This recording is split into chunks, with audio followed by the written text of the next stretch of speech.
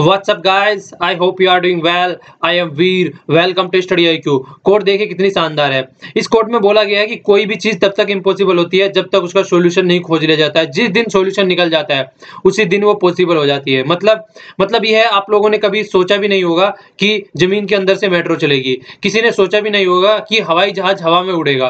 तो इस तरीके से ये एक ऐसी चीजें हैं जिनके बारे में कभी सोचा नहीं गया होगा पहले, लेकिन जब सोचा गया, बैठ के फिर उसके ऊपर रिसर्च की गई, एनालिसिस किया गया चीजों का और फिर उसका सॉल्यूशन निकाल लिया गया, तो उसी दिन जो इम्पॉसिबल था वो आई एम पॉसिबल में कन्वर्ट हो गया। तो इसी तरीके से आपकी लाइफ में भी वही प्रॉब्लम है जो कि आप हमेशा इग्नोर करते रहते हैं। जिस दिन आप बैठकर उनका सॉल्यूशन निकालना स्टार्ट कर दोगे, उनके बारे में सोचना स्टार्ट कर दोगे किस तरीके से इसका सॉल्यूशन निकालना है, उस पर फोकस देना स्टार्ट कर दोगे कि एज कंपेयर टू चीजों से डरना छोड़ के सॉल्यूशन पे जब फोकस देना स्टार्ट कर दोगे, उसी दिन उन चीजों के सॉल्यूशन निकलने स्टार्ट हो जाएंगे और वो चीजें पॉसिबल में कन्वर्ट हो जाएंगी जो कि आज तक इम्पॉसिबल दिखती थी। तो हमेशा कोशिश करें जब भी लाइफ में कोई भी प्रॉब्लम हो रही है तो उससे भागने के बजाय उसके सामने डटकर ये खोजने की कोशिश करें कि इसका सॉल्यूशन क्या निकल सकता है। ठीक है, तो हमेशा देखिए कुछ ना कुछ आप लोगों को उससे नया सीखने को ही मिलेगा। तो अपने कंफर्ट जोन से बाहर निकलिए और अपनी जो प्रॉब्लम है उनको टैकल करने की कोशिश कीजिए और हमेशा फेस करने की कोशिश कीजिए। ओके, तो आज 2 जून है, देख लेते हैं हमको कौन कौन से द हिंदू के आर्टिकल डिस्कस करने हैं। देखिए, स्टडी IQ के पेन ड्राइव और टैबलेट के कोर्सेज अवेलेबल है। आप जिस भी एग्जाम की प्रिपरेशन कर रहे हैं उससे रिलेटेड कोर्स खरीद सकते हैं और उससे रिलेटेड कोई भी क्वेरी है आपके मन में तो यहाँ पर कॉल कर आप क्लियर कर सकते हैं। ओके, यहाँ पे ये वाला फर्स्ट आर्टिकल और ये वाला आर्टिकल, दोनों आर्टिकल जो राइट साइड में यहाँ पे पेज पर है नीचे, तो ये दोनों आर्टिकल जो है ये इकोनॉमी से रिलेटेड है। इन दोनों आर्टिकल में फर्स्ट वाले आर्टिकल में तो मैक्सिमम फोकस किया गया है ग्रोथ के ऊपर, जो कि हमारा अभी नया एस्टिमेशन निकल के आया है जिसके अकॉर्डिंग जो हमारी ग्रोथ पहले थी उससे अब घट गई है। ओके, अब तक हमारी इकोनॉमी को ब्राइट स्पॉट बोला जा रहा था वर्ल्ड की इकोनॉमी में, पर लेकिन अब वो हमसे ऊपर चाइना आ चुका है। तो ये हमने कल भी देखा था इससे रिलेटेड आर्टिकल, पर आज इसको ढंग से डिस्कस करेंगे और बहुत सारे इसमें पॉइंट्स दे रखे हैं जो कि टेक्निकल पॉइंट्स है इकोनॉमी के, उनको हम अच्छे से देखेंगे और दोनों आर्टिकलों को साथ में डिस्कस करेंगे। इसी तरीके से ये वाला आर्टिकल और ये वाला आर्टिकल, दोनों आर्टिकल मेनली फोकस है यूएसए पे। जिस तरीके से यूएसए में जब से डोनाल्ड ट्रंप चुन के आए हैं 45th प्रेसिडेंट, तब से उनका ट्रेंड चेंज हो गया है। मतलब जिस तरीके से वो ग्लोबल पुलिसिंग का काम करते थे, जिस तरीके से वो हर जगह इंटरफेयर करते थे, टांग अड़ाए रखते थे, पर लेकिन आज की डेट में वो आइसोलेशन में जाना चाह रहे हैं। ये तो कंप्लीटली आइसोलेशन के ऊपर है। जिस तरीके से इन्होंने नाटो के साथ में अपने उनका रवैया दिख रहा है डोनाल्ड ट्रंप जी का, और पेरिस जो क्लाइमेट एग्रीमेंट है उसको लेकर जो उनका रवैया दिख रहा है, तो वो एक आइसोलेशन में जाना चाह रहे हैं। वो चाह रहे हैं कि इन सब चीजों में मैं इंटरफेयर न करूं, क्योंकि यहाँ पे उनको दिख रहा है कि यूएसए का मैक्सिमम रेवेन्यू वेस्ट होता है। क्योंकि जिस तरीके से नाटो में भी मैक्सिमम जो पैसा दिया जाता है, जो हमने लास्ट आर्टिकल में भी देखा था कि जो फाइनेंस है, डोनाल्ड ट्रंप ने बोला कि मैं सबसे ज्यादा फाइनेंस करता हूं नाटो को। तो इसी तरीके से पेरिस में भी जो क्लाइमेट एग्रीमेंट है उसके हिसाब से भी वही बातें निकल के आती हैं। तो कुछ तो वो बातें हो गई, कुछ यहाँ पे जो फोकस दिया गया है वो इलेक्शन से रिलेटेड दिया गया है, और खासकर यहाँ का इंटरनल स्ट्रक्चर जो चल रहा है आज की डेट में यूएसए में, जिस तरीके से सोसाइटी आज की डेट में डिवाइड हो चुकी है, तो ये कंप्लीट आर्टिकल उसके ऊपर है। तो दोनों आर्टिकलों को हम एक साथ में डिस्कस करेंगे। ये वाला आर्टिकल फार्मास्यूटिकल इंडस्ट्री से रिलेटेड है। जब से मार्केट में आई है ई फार्मास्यूटिकल, मतलब इंटरनेट के द्वारा जो हम खरीदते हैं दवाइयां, जब से वो चीजें मार्केट में आना स्टार्ट हो गई, तब से जो ट्रेडिशनल इंडस्ट्रीज है, जो ट्रेडिशनल मैनर में फोकस देकर चलते हैं, उनको काफी प्रॉब्लम हो गई है। और वो चाहते हैं कि जो ट्रेडिशनल एक्टिविटी वाले हैं, वो चाहते हैं कि जो ई वाले हैं, जो इंटरनेट के थ्रू ही अपनी जो दवाइयां बेच रहे हैं, उन पे किसी ना किसी तरीके से रोक लगाई जाए। तो उससे रिलेटेड आर्टिकल है, इशू को अच्छे से समझने की कोशिश करेंगे। ओके, जो ये वाला आर्टिकल है ये अफगानिस्तान से रिलेटेड है। हम लोगों ने कल भी डिस्कस किया था अफगानिस्तान से रिलेटेड आर्टिकल, पर लेकिन इस वाले आर्टिकल में जो कंप्लीट फोकस किया गया है वो किया गया है अफगानिस्तान की वुमेन पे। तो किस तरीके से अफगानिस्तान की वुमेन वहां पे वर्क कर रही है और किस तरीके से वो डेंजर जोन में रहती हैं, और उनको किस तरीके से मतलब डिसाइड कर दिया जाता है कि वो ओपन पब्लिक में वर्क नहीं करेंगी। मतलब कुछ ही एरिया उनके लिए छोड़ दिए जाते हैं, जैसे कि हेल्थ वाला इशू हो गया, तो हेल्थ वाले एरिया में वर्क कर सकती हैं, पर लेकिन वो जैसे मीडिया वगैरह हो गया या फिर कोई भी इस तरीके की जो मतलब इस तरीके के जो फील्ड है जिनमें थोड़ा सा वुमेन आके सामने जनता के सामने किसी भी तरीके से खड़ी हो सकती है, उसमें किसी भी फील्ड में इनको काम करने के लिए अलाउ नहीं किया जाता है, खासकर जब से तालिबान स्टेब्लिश हुआ है अफगानिस्तान में। तो इसीलिए जो कंप्लीटली आर्टिकल है रिलेटेड वुमेन से है, और वो भी अफगानिस्तान की वुमेन से है। तो इतना समझना काफी है कि वहां पे वुमेन की जो कंडीशन है वो काफी खस्ता है। वुमेन की छोड़ो यार, वहां पे तो आदमियों की कंडीशन बहुत खस्ता है। वुमेन तो फिर भी चलो साइड में, मतलब वुमेन तो फिर भी अगर देखा जाए वो तो हर कंट्री में ज्यादा और कम रूप में कहीं ना कहीं मतलब उनकी कंडीशन ज्यादा अच्छी नहीं रहती है। अपनी कंट्री में देख लो, चाहे अब आज एक आर्टिकल है आगे चल के, चाइल्ड मैरिज से रिलेटेड। वहां पे देख लीजिए चाइल्ड मैरिज भी दिखेगा राजस्थान में कितनी ज्यादा है आज की डेट में, राजस्थान में नहीं और भी कई स्टेटों में है, और भी मतलब आसपास के रूरल एरिया में ही देख लीजिए। मतलब ये तो वुमेन की कंडीशन हमारी जैसी कंट्री में भी बेकार है, तो अफगानिस्तान जैसी की तो छोड़ ही दीजिए, वहां पे तो समझ ही सकते हैं, वहां पे तो मतलब किसी भी तरीके के आदमी का ही जीना बेकार है, इतनी बुरी कंडीशन बना रखी है वहां पे तालिबान और आईएसआई ने। जिस तरीके से ब्लास्ट हम लोगों ने कल भी देखा था, 90-100 आदमी तो ऐसे मार दिए जाते हैं जैसे कि मतलब कुछ कमेंट ही किया जाए, वो भी क्या बोलूं उसके ऊपर, बस मजे मजे में मार देते हैं इतने तो वो लोग, ठीक है। सॉरी, ये वाला आर्टिकल है ये हाइपर नेशनलिज्म से रिलेटेड है। जिस तरीके से देखिए हमारी कंट्री में ये दो फर्स्ट वाला हो गया, लेफ्ट वाला हो गया और ये राइट वाला हो गया, दोनों में कंप्लीटली यहाँ पे जो डिस्कस किया गया है, यहाँ पे बीजेपी को ब्लेम किया गया और इन्होंने बोल रहा है जब से बीजेपी आई है तब से नेशनलिज्म बढ़ रहा है, मतलब नेशनलिज्म आप लोग समझ रहे हैं। तो ये दोनों आर्टिकल उस तरीके से नहीं है कि इनको एग्जाम में यूज किया जा सके, क्योंकि कंप्लीटली पॉलिटिक्स है और एक तरीके से क्रिटिसाइज किया गया है यहाँ पे बीजेपी को, और यहाँ पे बीजेपी के बारे में बड़ाई की गई है। पर ये वाला जो पॉइंट है, जो ये वाला पॉइंट है, सेंटर वाला पॉइंट, इसमें कई पॉइंट अच्छे दे रखे हैं, उनको हम लोग डिस्कस कर लेते हैं। और इस आर्टिकल के चलते हुए मैं आपको थोड़ी सी बेसिक इन्फॉर्मेशन भी बताना चाहूंगा, जो कि आर्टिकल में तो नहीं दे रखी है। खैर देखिए, दो बातें होती हैं, हम लोग पहले भी डिस्कस कर चुके हैं हालांकि ये पॉइंट। एक साइड में तो होता है स्टेट और दूसरी साइड में होता है नेशन स्टेट, ठीक है ना। तो ये दोनों में डिफरेंस क्या होता है हम लोगों ने डिस्कस किया था। तो ये तो एक एंटिटी होती है जिस तरीके से देखा जाए, मतलब इसमें और इसमें ये डिफरेंस होता है कि जो हम अपनी कंट्री लेके चल रहे हैं, जो स्टेट लेके चल रहे हैं, जो पॉलिटिकल एस्टेब्लिशमेंट है यहाँ पे अवेलेबल, उसमें अगर हम कल्चरल चीजें भी ऐड कर दें, जो हमारी कल्चरल, जो हमारे यहाँ पे एक्टिविटीज होती हैं, एक तरीके से यूनिटी एंड डाइवर्सिटी, इस तरीके की जो चीजें होती हैं, अगर वो स्टेट में हम ऐड कर दें तो वो नेशन स्टेट बन जाता है, ठीक है। तो नेशन स्टेट की थ्योरी को अगर देखते हुए हम चले तो यहाँ पे इन्होंने दो बातों का स्टार्टिंग में जिक्र किया है। सबसे पहले तो एक हो गया, जैसे 1947 में हमारा देश आजाद हुआ था, तो उस टाइम पे हम एज ए नेशन बन गए थे, मतलब एक नेशन के रूप में हमारी एंटिटी निकल के आई थी। पर लेकिन दूसरी साइड में अगर सिटीजनशिप देखें तो वो 1950 में आई हमारे सामने, ठीक है। तो देखिए, आजाद होते ही नेशनलिज्म तो हमारे मतलब जो नेशन की कैरेक्टरिस्टिक थी, कल्चर वगैरह जो सारी चीजें थी, वो हमारे हाथ में यहाँ पे आ गई। पर लेकिन जो एक सिटीजनशिप के राइट थे वो हमारे 1950 में आए, ठीक है। तो इसका मतलब पहले क्या बोन हो गया, ये हमारा नेशन वाला फंडा पहले बोन हो गया। पर लेकिन अगर फोकस देके चला जाए नेशन के तेर पे, अगर यहाँ पे एक चीजों का और जिक्र किया गया है, एक साइड में ले लीजिए गांधी जी ले लीजिए, जवाहरलाल नेहरू जी ले लीजिए, भीमराव अंबेडकर जी ले लीजिए, भगत सिंह जी ले लीजिए, या फिर मतलब लाला लाजपत राय जी ले लीजिए, या इसके अलावा सरदार पटेल जी ले लीजिए।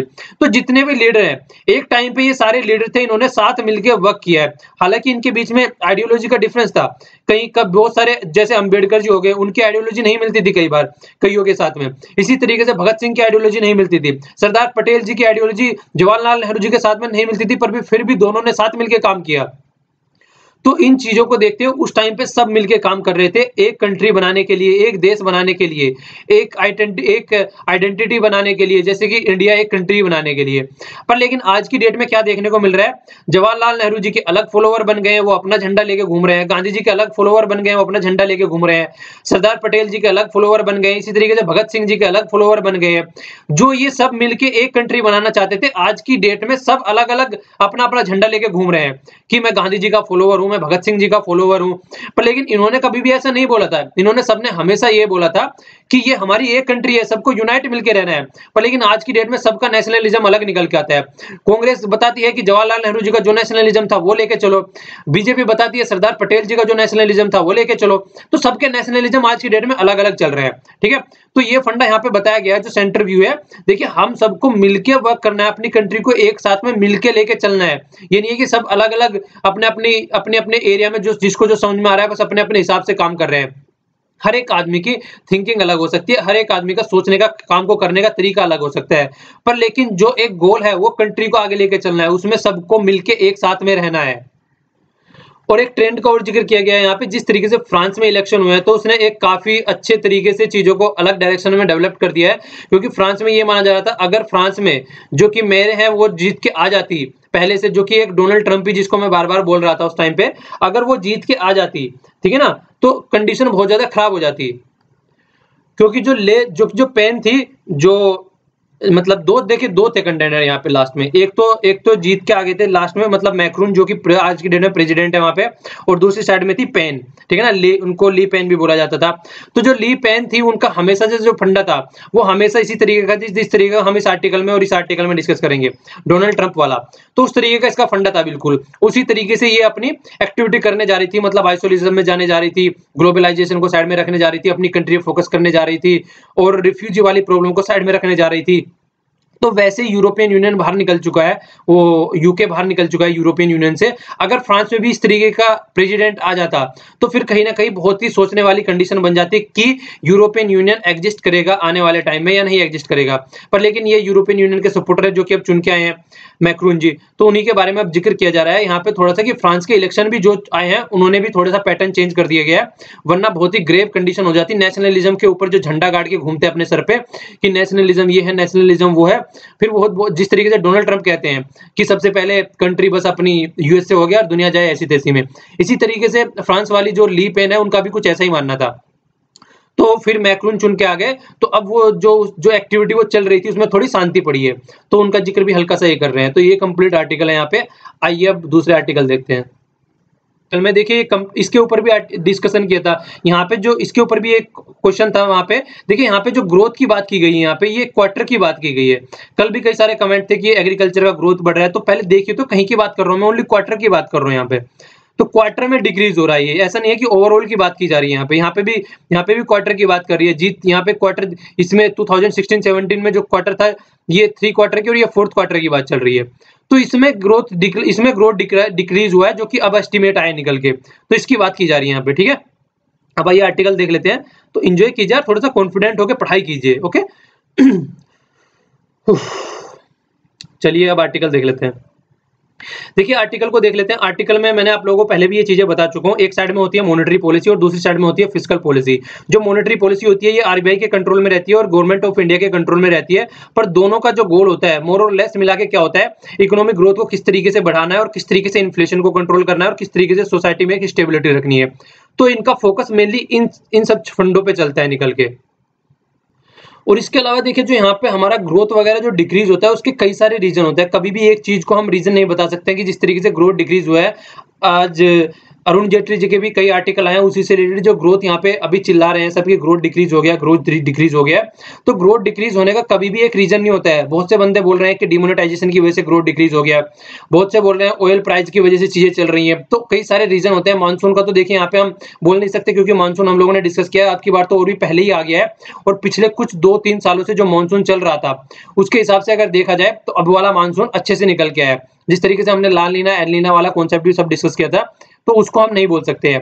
पर लेकिन कहीं ना कहीं आप लोग अगर देखेंगे तो एक चीज आप लोगों को देखने को मिलेगी यहाँ पे, वो क्या है, ग्रोस फिक्स्ड कैपिटल फॉर्मेशन। ये ग्रोस फिक्स्ड कैपिटल फॉर्मेशन की बात चल रही है, कैपिटल फॉर्मेशन। तो कैपिटल फॉर्मेशन मतलब कोई भी एक ऐसी चीज बनाना। मान लीजिए आपने इन्वेस्ट कर दिया, कोई भी मशीन खरीद के लेके आ गए आप लोग, ठीक है ना, जैसे फोटोकॉपी की मशीन खरीद के लेके आ गए, तो फिर उससे क्या कर रहे हैं आप लोग, पैसा कमा रहे हैं, अर्निंग जनरेट हो रही है उससे। तो इस तरीके की जो इन्वेस्टमेंट है वो बहुत ज्यादा कम हो गई है। खासकर देखिए रेशियो दिखाया गया यहाँ पे, तो पहले कितनी हुआ करती थी और आज की डेट में घट के देखिए कहाँ पे आ गई 2017 में। तो ये भी कहीं ना कहीं रीजन है जिसकी वजह से हमारा जो ग्रोथ रेट हुआ है वो कम होता नजर आ रहा है हम लोगों को। ठीक है, ये इस आर्टिकल में नहीं था, ये आगे चल के डेटा पॉइंट वाले आर्टिकल में, मतलब एडिटोरियल के जो साइड में आर्टिकल आता है वहां पे दे रखा था। तो मुझे लगा क्या ये इससे रिलेवेंट था यहाँ पे, तो इसलिए मैंने इसको भी इसके साथ में ही बता दिया यहाँ पे। ठीक है ना, इसका वो याद रखिएगा थोड़ा, बेस ईयर अगर आप लोग रख सकते हैं, बेस ईयर 2011-12 है। चलिए इसी तरीके से याद आ गया, आपको रिविजन भी हो जाएगा। देखिए जो मतलब एक तो फिस्कल उसका WPI का हमने बेस ईयर देखा था, ठीक है ना। WPI के बारे में हम लोगों ने जब जिक्र किया था, दो चीजों के अभी बेस ईयर चेंज हुए थे। एक तो WPI का होलसेल प्राइस इंडेक्स, ठीक है, और दूसरा हुआ था IIP का जिसको बोलते हैं इंडेक्स ऑफ इंडस्ट्रियल प्रोडक्शन। ठीक है, तो इन दोनों के बेस ईयर चेंज हुए थे। बताइएगा कि वो बेस ईयर कितने थे पहले और कितने से चेंज करके अब कितने हो गए थे, तो वो दोनों बताना है आप लोगों को। बहुत ही ज्यादा इंपॉर्टेंट क्वेश्चन है, पूछा जा सकता है। ठीक है, और अभी एग्जाम से कुछ दिन पहले ये हुआ है, तो इसलिए आपका रिविजन हो जाएगा, उस क्वेश्चन का आंसर दीजिएगा। आइए अब आगे चलते हैं। आर्टिकल देख लेते हैं हम लोग। देखिए यहाँ पे जो अभी एस्टिमेशन लगाया गया है, जिस तरीके से एस्टिमेट निकल के आया है कि हमारा जीडीपी का ग्रोथ है, अब तक हम सबसे आगे चल रहे थे। जिस तरीके से बजट के भाषण में भी जो हमारे फाइनेंस मिनिस्टर है उन्होंने बोला था कि हम ब्राइट स्पॉट है वर्ल्ड की इकोनॉमी पे, पर लेकिन आज की डेट में वो नीचे आ गए हैं हम चाइना से। चाइना आज की डेट में फर्स्ट पे पहुंच गया है। तो आर्टिकल लिखने वाले बोल रहे हैं कि पॉलिटिको जो अपनी पॉलिसी है हम लोग बना के चलते हैं, उनको देखना पड़ेगा ढंग से, उनके ऊपर अच्छे से वर्क करना पड़ेगा। देखिए जो एस्टिमेशन लगाया जाता है, ये जो इसकी काउंट किया जाता है ग्रोथ वगैरह, ये सेंट्रल स्टैटिस्टिकल ऑफिस के द्वारा, जिसको सीएसओ भी बोलते हैं, तो सीएसओ के द्वारा बना जाता है। और इसके बारे में आप लोगों को याद रखना है, ये ministry of statistics and programme implementation के अंदर आता है। ओके, तो इसका क्वेश्चन आ सकता है, ये भी आप लोगों को याद रखना है। तो देखिए बोला जा रहा था जिस तरीके से कि दो चीजें आप लोगों ने इकोनॉमिक सर्वे में भी पढ़ी थी। इकोनॉमिक सर्वे में क्या बोला गया था कि जिस तरीके से डिमोनेटाइजेशन हो रहा है, डिमोनेटाइजेशन से दो बातें देखने को आई थी वहां पे, बकायदा उसमें दो पार्ट में डिवाइड किया गया था उसको। एक में बोला था देखिए जो डिमोनेटाइजेशन का इंपैक्ट है वो शॉर्ट टर्म इंपैक्ट पड़ेगा। शॉर्ट टर्म इंपैक्ट क्या था, देखिए पैसे की कमी हो जाएगी मार्केट में, सब लोग क्यू में खड़े रहेंगे, परेशानी झेलनी पड़ेगी, इस तरीके की जो एक्टिविटी थी उनमें शॉर्ट टर्म इंपैक्ट देखने को मिल रहा था। जैसे कि टिकट खरीदने में भी, रेलवे के और जो जहाजों के टिकट खरीदने में प्रॉब्लम हो रही थी लोगों को, और जो करेंसी थी वो अवेलेबल नहीं थी इतनी मार्केट में, एटीएम में भी अवेलेबल नहीं थी। मतलब ये देखने को मिल रहा था। बहुत सारे आर्टिकल उस टाइम पे हम लोगों ने डिस्कस किए थे कि खुद का पैसा भी नहीं निकाल पा रहे हैं, तो वो बातें वहां पे हम लोगों ने अच्छे से डिस्कस करी थी। पर लेकिन अब यहाँ पे बात हो रही है सेकंड बात की, जो है लॉन्ग टर्म इंपैक्ट। अब लॉन्ग टर्म इंपैक्ट यहाँ पे देखने को मिल रहा है। लॉन्ग टर्म इंपैक्ट हमेशा एक ऐसा एस्टिमेट लगाया जाता है जब देखिए डिमोनेटाइजेशन हो गया है, डिमोनेटाइजेशन उस टाइम पे हुआ है, पर लेकिन जो एस्टिमेट लगाया जाता है वो अब नहीं, एस्टिमेट निकाल रहे हैं पिछले 4-5 महीनों का, तो अब एस्टिमेशन निकल के आ रहा है, तो इसका मतलब उस टाइम पे वो चीजें हुई हैं, तो उसका अब इंपैक्ट देखने को मिल रहा है। तो ये लॉन्ग टर्म इंपैक्ट होता है यहाँ पे, तो लॉन्ग टर्म इंपैक्ट देखने को मिल रहा है। पर लेकिन इतना भी नहीं है कि कंप्लीटली जितना बोला गया था उतना ही हो रहा है। ये नहीं, ये जो ग्रोथ डिक्रीज हुआ है, तो अभी अरुण जेटली जी ने भी बोला है कि जो ग्रोथ डिक्रीज हो रहा है कि ऐसा नहीं है कि इसी की वजह से हो रहा है, और भी कई सारे रीजन है इसका। ऑयल प्राइस को लेके बोला है उन्होंने इसी तरीके से, तो मतलब और भी ग्लोबल इकोनॉमी है वो भी स्लो डाउन जा रही है, उसका जिक्र इन्होंने किया है। तो वो एक तरीके से बोल सकते हैं कि मतलब कि बोला तो कुछ और जा रहा था पर लेकिन हो कुछ और रहा है। इसको आप लोग समझ सकते हैं किस एग्जांपल से। देखिए डिमोनेटाइजेशन का जब हमने आर्टिकल डिस्कस किए थे उस टाइम पे ये बातें बोली गई थी, डिमोनेटाइजेशन किस लिए किया जाए, ब्लैक मनी को कम करने के लिए, ठीक है। पर लेकिन जब ब्लैक मनी पे इसका इंपैक्ट नहीं दिखा होता हुआ, ये मैं इसमें आर्टिकल में नहीं दे रखा है, ये हमने पिछले जो आर्टिकल डिस्कस किए थे उसके बारे में बता रहा हूँ, जिससे कि आप लोगों के माइंड में क्लियरिटी आए कि गवर्नमेंट को देखिए, गवर्नमेंट काम अच्छा कर रही है वो एक अलग बात है, पर लेकिन हमारे पास में एक एनालिसिस पावर होनी चाहिए। ओके, एनालिसिस पावर क्या है, देखिए जो डिमोनेटाइजेशन उस टाइम पे किया था, बोला था ब्लैक मनी कम हो जाएगी, कश्मीर में जो इशू चल रहा है वो दंगे कम हो जाएंगे, इसके अलावा बोला था टेररिस्ट एक्टिविटी कम हो जाएंगी। इन सब चीजों का हवाला देते देते ब्लैक मनी को बोला था कि हमने कि डिमोनेटाइजेशन कर दिया, ये फंडा वहां पे बोला गया था।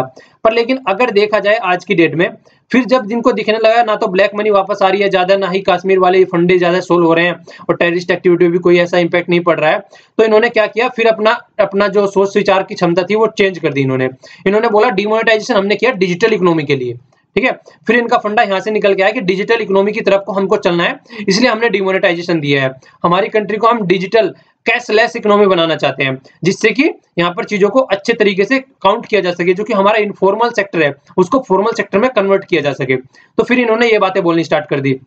पर लेकिन हमने अभी कल परसों देखा था कि जब से नवंबर में जो हालत थी कैश फ्लो की, आज की डेट में सेम लगभग उसी लेवल पे आ चुका है। फिर से हम जो काम पहले कर रहे थे उसी में आ चुके हैं, तो इसका मतलब डिजिटल पे भी फर्क नहीं पड़ा ज्यादा है, ठीक है। तो एक क्रिटिकल एनालिसिस आप लोग बोल सकते हैं।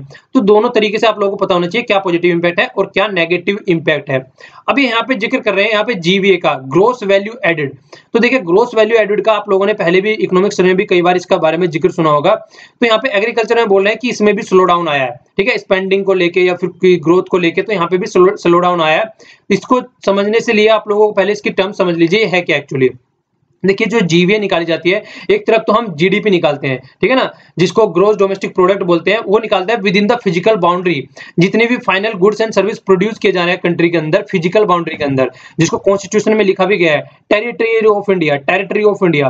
तो टेरिटरी ऑफ इंडिया में अंडमान निकोबार भी ये सारी चीजें आ जाती हैं। तो फिजिकल बाउंड्री ऑफ इंडिया के अंदर जो फाइनल गुड और सर्विसेज प्रोड्यूस किए जा रहे हैं वो जीडीपी होती है। पर लेकिन जब जीवीए की वैल्यू करते हैं तो जीवीए को हम इस स्पेसिफिक एरिया में देख लेते हैं, कोई पर्टिकुलर एरिया जिसमें प्रोडक्शन हो रहा है, कोई पर्टिकुलर इंडस्ट्री, कोई particular sector of the economy, तो उसमें हम उसमें हिसाब से हम जीवीए निकालते हैं। तो जीवीए की डेफिनेशन अगर आप यहां से देखें तो जीवीए जब निकालते हैं, यहाँ पे नीचे वाला देखिए पहले, GVA is equal to GDP. GDP है हमारे पास में, उसमें सब्सिडी ऐड कर दी जाती है और जो डायरेक्ट जो टैक्स वगैरह होते हैं उनको घटा दिया जाता है, तो तब निकल के क्या आ जाता है, ये जीवीए निकल के आ जाता है, ठीक है। इसी के अलावा अगर आप इसको दूसरे टर्म में देखने की कोशिश करें, जीडीपी को अगर हम जीडीपी के टर्म में देखें इसको, तो जीडीपी में से अगर जैसे जीडीपी रहती है तो जीवीए प्लस टैक्स काउंट कर लिया जाए उसमें से, ठीक है, और सब्सिडी उसमें से घटा दी जाए, ठीक है, तो दोनों तरफ से मैंने आप लोगों को ये फॉर्मूला लिख के दिखाने की कोशिश की है, जिससे कि आपके माइंड में एक क्लियरिटी आ जाए। तो इसको समझने की कोशिश कीजिए यहाँ पे। तो डिफरेंस समझने की कोशिश कीजिए, जीडीपी में सब्सिडी काउंट नहीं कर रहे हैं और जीवीए में हम टैक्सेस काउंट नहीं कर रहे हैं। ठीक है, तो ये दोनों थोड़ा डिफरेंस है, इसको समझने की कोशिश कीजिए। इसके अलावा फिस्कल पॉलिसी और मॉनेटरी पॉलिसी हम लोगों ने देख ली, दोनों में क्या डिफरेंस होता है याद रखिएगा। जिस तरीके से हमारे यहाँ पे सेंट्रल बैंक काम करता है आरबीआई, उसी तरीके से यूएस में फेड रिजर्व काम करता है, जो उनका फेडरल बैंक है। ठीक है, तो यहाँ पे हमारी इकोनॉमी और उनकी इकोनॉमी में हालांकि बहुत ज्यादा फर्क रहता है, क्योंकि अगर वहाँ पे कोई रेट चेंज होता है किसी भी तरीके से, वो बहुत ज्यादा इंपैक्ट डालता है उनकी इकोनॉमी पर, हमारे यहाँ नहीं डालता है। हमने डिस्कस किया था, हमारे यहाँ पे इनफॉर्मल और अनऑर्गेनाइज्ड इकोनॉमी बहुत ज्यादा है, और पैरेलल इकोनॉमी भी एक तरीके से बोल दिया जाता है, क्योंकि ये बैंकिंग सिस्टम के थ्रू वर्क नहीं करता है। तो वो चीजें हम लोगों ने पहले डिस्कस की थी काफी अच्छे से। ओके, इसके साथ में यहाँ पे डिस्कस किया गया है, देखिए ट्विन स्ट्रेस। ट्विन स्ट्रेस क्या होता है, इसको एक बार समझ लेते हैं। देखिए, अगर कोई भी आप वर्क करना चाहते हैं आज के डेट में, मान लीजिए आप टेंडर कोई लेना चाहते हैं, वर्क करना चाहते हैं, कोई आप मतलब एक तरीके से मालवीय की तरह, या फिर मतलब कोई भी आप लोग इंडस्ट्री ले, ठीक है ना, इंडस्ट्रियलिस्ट है, तो आप लोगों ने क्या किया, बैंक से पैसा लिया, बैंक से पैसा लगा के आप लोगों को इन्वेस्ट करना है कहीं पर भी जाके। वो तो जहां पे भी जाके आप लोगों को इन्वेस्ट करना है, तो यहाँ से आपने पैसा तो ले लिया, मान लीजिए आप लोगों ने इन्वेस्ट कर दिया, कोई फैक्ट्री बना ली, पर लेकिन वहां पे जो प्रोडक्शन आप लोग कर रहे हैं वो ढंग से वर्क नहीं कर रहा है, आपको प्रॉफिट नहीं आ रहा है। तो लोन तो लेके आप यहाँ से आ गए, अब प्रॉफिट आपको आ नहीं रहा है, तो आप लोग यहाँ पे इंटरेस्ट भी पे नहीं कर पा रहे हैं। तो इस तरीके से ये एक साइकिल बन जाती है, जिसको स्ट्रेस साइकिल बोल सकते हैं आप लोग। तो यही एक ट्विन स्ट्रेस है कि जो एक तरीके से जहां से पैसा लिया जा रहा है वो भी स्ट्रेस में आ जाता है, और जिसने ले रखा है वो भी स्ट्रेस में आ जाता है, क्योंकि प्रॉफिट नहीं हो रहा है। प्रॉफिट नहीं हो रहा है, प्रॉफिट जनरेटिंग साइकिल नहीं है यहाँ पे। इसके ऊपर पूरा एक ट्विन स्ट्रेस से रिलेटेड पूरा एक चैप्टर है इकोनॉमिक्स में, ठीक है ना। ट्विन बैलेंस शीट प्रॉब्लम करके वहां पे एक पूरा चैप्टर है, तो वहां पे भी आप लोग वो वीडियोस देख सकते हैं, अवेलेबल है कई सारी, तो उससे आप लोगों के माइंड में क्लियरिटी और ज्यादा आ जाएगी। पूरा चैप्टर दे रखा है इकोनॉमिक्स में। इसके अलावा जो नेक्स्ट वाला आर्टिकल है उसमें देखिए ये बात कर रखी है बैंकिंग रेगुलेशन अमेंडमेंट ऑर्डिनेंस से रिलेटेड। तो ये ऑर्डिनेंस निकल के आया अभी गवर्नमेंट के द्वारा। इस ऑर्डिनेंस में क्या किया गया, इस ऑर्डिनेंस में क्या किया गया, आरबीआई को पावर दे दी गई। इसके लिए आप लोग थोड़ा सा समझिए, इसको एक्सप्लेन करता हूं थोड़ा सा मैं। देखिए, कंट्री में आज की डेट में जितने भी खासकर पीएसयू बैंक है, उनके पास में एनपीए इतना ज्यादा हो चुका है, नॉन परफॉर्मिंग एसेट्स बोलते हैं इसको, इतना ज्यादा हो चुका है कि वो बेहद हो चुका है। तो उसको किस तरीके से कंट्रोल किया जाए, उस पर फोकस देने की बात चल रही थी। तो क्या किया है गवर्नमेंट ने, आरबीआई को पावर दे दी है। आरबीआई को पावर दे दी गई है कि आपको फोकस रखना है कि किस तरीके से इसको टैकल किया जाए। तो देखिए, दो तरीके का एनपीए होता है। एक तो होता है जो कि प्रॉपर वे में एनपीए बन गया है, मतलब जिस तरीके से हमने ये अभी स्ट्रेस वाली जो ट्विन स्ट्रेस वाली प्रॉब्लम देखी, एक साइड में बैंक पैसा दे रहा है, दूसरी साइड में इंडस्ट्री के पास में पैसा जा रहा है, पर लेकिन वो वर्क नहीं कर रहा है। और दूसरी साइड में फ्रॉड केसेस होते हैं जो कि इंटेंशनली किए जाते हैं, जैसे कि मालवीय जी के द्वारा किया गया है, लेके भाग गए पैसा। तो जो ये ऑर्डिनेंस निकल के आया, ये इस पे फोकस किया जा सकता है, क्योंकि इसके बारे में हम लोग कुछ भी नहीं बोल सकते कि कौन रखेगा और कौन लेके भाग जाएगा। तो इसको किस तरीके से कंट्रोल किया जा सकता है, इसके ऊपर फोकस किया गया। उसी के लिए ये ऑर्डिनेंस यहाँ पे निकल के आया था, ठीक है ना, बैंकिंग रेगुलेशन अमेंडमेंट ऑर्डिनेंस। तो ये उसी के हिसाब से निकल के आता है कि उस चीज को कैसे कंट्रोल किया जाए। आरबीआई को पावर दे दी गई थी, यहाँ पे ये लिखा भी हुआ है, ऑथराइज कर दिया आरबीआई को गवर्नमेंट के द्वारा। ओके, अब देखिए, इसके अलावा हम लोगों ने कल भी ये डिस्कस किया था इंसॉल्वेंसी एंड बैंकरप्सी, जो बैंकरप्सी कोड आया आईबीसी 2016 करके। यहाँ पे हम लोगों ने देखा था, हमारे यहाँ पे जब से ये स्टार्टअप स्टैंड अप इंडिया का फंड आया, तब से निकल के तब से इन चीजों पे फोकस देना कर दिया। एक्चुअली हमारे यहाँ पे क्या था, कोई भी कंपनी अगर यहाँ पे वर्क करना स्टार्ट कर देती थी, कोई नई कंपनी बनी, उसने स्टार्ट कर दी, मान लीजिए आप ही ने कोई कंपनी स्टार्ट करी और वो एक प्रॉफिट नहीं बना पा रही है, वो लॉस में जानी स्टार्ट हो गई, तो किया क्या जा रहा था कि उसको लॉस से बचाने के लिए, लॉस में से निकालने के लिए एक इस तरीके के स्टेप्स लिए जाए, ताकि अगर कोई, देखिए अगर कोई कंपनी है, मान लीजिए वही जैसे मैंने फैक्ट्री वाला फंडा लेके आपको एग्जांपल समझाया था। अगर फैक्ट्री अगर आज की डेट में लो प्रॉफिट नहीं बना पा रही है, तो एक तरीके से वहां पे आदमी भी लगे हुए हैं, वहां की जमीन भी बेकार हो रही है, वहां पे एनर्जी भी लग रही है, वहां पे रिसोर्सेज भी लग रहे हैं, पर लेकिन प्रॉफिट उससे कोई हो नहीं रहा है। तो इतना सारा कैपिटल बेकार जा रहा है वहां पे। तो इस कैपिटल को एक तरीके से स्ट्रेस से निकालने के लिए हो सके कि यहाँ से हटा के अगर कंपनी में घुस गए, तो कंपनी को वो चाहते हैं निकलना इसमें से, तो उनको किस तरीके से निकाला जाए, तो उसके ऊपर फोकस देने के लिए इसमें बात की गई है, ठीक है। और वो भी जो मैटर होगा उसको सोल्व किया जाएगा टाइम बाउंड मैनर में। ओके, तो ये एक तरीके से जो अपना कैपिटल जो लगा रखा है हमने, उसको अच्छे से यूटिलाइज किया जा सके। ओके, इसके अलावा देखिए बैंकों के पास में और भी पावर दी गई थी। एक तो सरफाइसी एक्ट निकल के आया था 2002 में। ये मतलब किस तरीके से अगर कोई भी बैंक का जो एनपीए बन जाता है, किस तरीके से उसको, यहाँ तो था एनपीए बनने से पहले उसको रिकवर करना है। मतलब एक तरीके से, जिस तरीके से आप लोगों ने मूवी भी देखी होगी, ऑल द बेस्ट, जिसमें विपाशा बसु जिम चलाती है, उसका अजय देवगन का, पर वो यहाँ पे लोन में रहती है, तो बैंक वाले क्या आते हैं वहां से वसूली करने के लिए आते हैं बार बार। ओके, तो उसी तरीके से फिर बैंक वाले वसूली करने के लिए आदमी भेजने लगते हैं, कई मूवी में और भी देखा होगा आपने। और इसी तरीके की ये भी मैकेनिज्म थी कि किस तरीके से जो डेब्ट है उसको रिकवर किया जाए। ओके, तो ये सारी चीजें आप लोगों ने देखी होगी पीछे। तो देखिए अब बात ये क्या बोली जा रही है, ये सब अपनी जगह सही है, पर लेकिन अब फिर से ग्रोथ में रिटर्न किस तरीके से आना है, गवर्नमेंट को उस पर फोकस देना है। जो कि बोला जा रहा था कि 8% का ग्रोथ चलेगा, तो उसको करने के लिए काफी सारे इनको स्टेप्स लेने पड़ेंगे। खासकर जिस तरीके से बोला जा रहा है कि गुड्स एंड सर्विस टैक्स आ रहा है आने वाले टाइम में, जुलाई में उसको इंप्लीमेंट करने की बात चल रही है। तो कुछ इस तरीके के और भी रिफॉर्म्स हैं जिनको मिशन मोड में लगाना पड़ेगा, अगर फिर से हमको बैक टू द ट्रैक आना है 8% के ग्रोथ, और इससे ज्यादा डबल डिजिट ग्रोथ की हम बात कर रहे थे, तभी कुछ हो सकता है। ओके,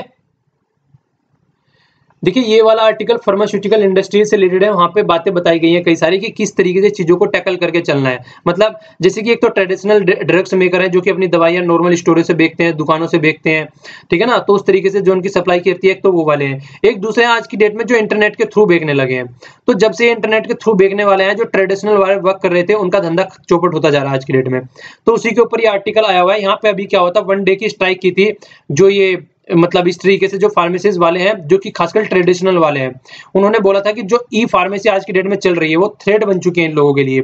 इनका प्रॉफिट खत्म हो चुका है, आज की डेट में इनके पास में कोई प्रॉफिट नहीं बचा, और अगर इस तरीके से प्रॉफिट नहीं बचेगा तो कल को तो कोई मतलब ही नहीं है। देखिए कोई भी काम होता है प्रॉफिट के बेस पे होता है, अगर प्रॉफिट इनको ढंग से वर्क नहीं कर रहा है तो इनका कोई फायदा नहीं है। हालांकि इनके लिए तो ये प्रॉफिट की बात हो रही है, प्रॉफिट और लॉस स्टेटमेंट बनी हुई है, पर लेकिन जो जितने भी ये इंटरनेट के द्वारा इस तरीके से एक्टिविटी कर रहे हैं, इस तरीके से दवाई मतलब प्रोवाइड करा रहे हैं, इससे कंज्यूमर जो कस्टमर है उनको फायदा हो रहा है, उनको जो है वो कम प्राइस में मिल जा रही है। तो उनको कम प्राइस में मिल जा रही है, तो फिर ट्रेडिशनल एक्टिविटी में कौन इंडल्ज होना चाहेगा, ठीक है।